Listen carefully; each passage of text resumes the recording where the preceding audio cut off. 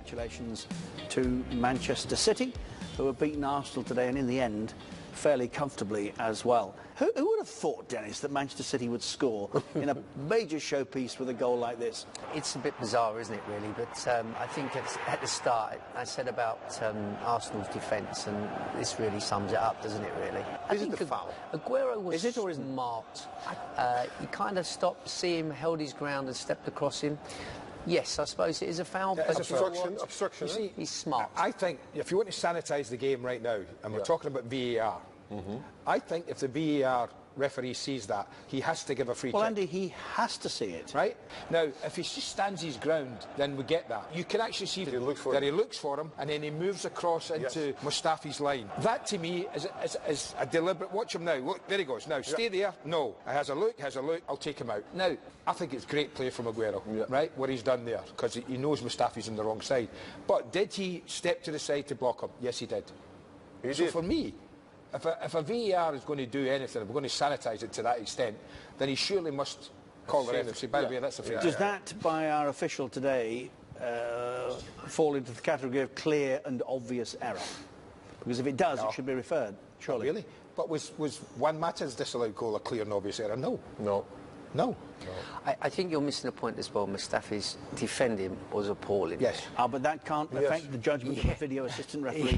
That's a professional observation. Yes, I get that, but that was, honestly, being the wrong side, and what he done there, as a defender, I don't want to miss that part of it. And yes, you were right, Andy, but he stepped across him, and it was clever. But this, for me, I just think, come on, please. It's the first position that he has. Yes. And that was already wrong. He stands in front of him, and why? And you know, this is clever football. And he just looks at him, makes a little obstruction. Can I ask how it was? You're all right. Agree to disagree on the incident. But Arsenal got playing with three centre-backs today. How can Aguero step between all of them and do that so easily? In fairness to Callum Chambers, he was occupied by Leroy Sané. Yes. Sané was on the left wing. The one who should have given him more help was Koscielny on the other side. He was far too far away. He's surely on the ball's travelling 70 metres down the pitch. He's got time to tuck in 10 yards, I would think. You know what I could say as well is Bravo, if Bravo has actually seen that scenario, how he was, and hit that ball, I've got to say, what a ball. If he's actually seen the situation and thought, I'm going to ping this over there and hit it, because I don't know whether I've seen Edison do it as well, ping it.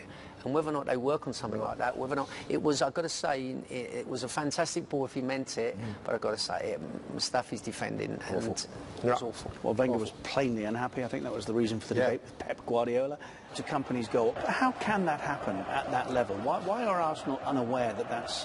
It's not the first time we've seen it, is it? That that's a possibility. I think if you study the opposition, it's like when they're quite smart, I think, in the way they are. You see the Cardiff goal De Bruyne scored when he knew that the wall would jump and he just slid it underneath. So the people that actually study it and give them the information, I think, is great.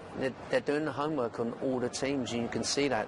They've done a little overload, they've dragged a couple of them in, and they know that the edge of the box is free. Their work, Dennis, as they did against Cardiff, but Arsenal haven't. No, they haven't, and that's down to individuals as well. But it's also down to someone actually showing them, because what they've done, they'd sent two out, and sending two out takes one of the midfield players that are on the edge of the box away, and that's how smart they were, because that was the key to it. Now, if he comes out, can we see it again, and maybe you can explain what you're talking about to us? Because they also do zone marking, and that is, I hate that zone marking, because if you get a high ball in there, you can't jump either. And I think they did it on purpose, like you said.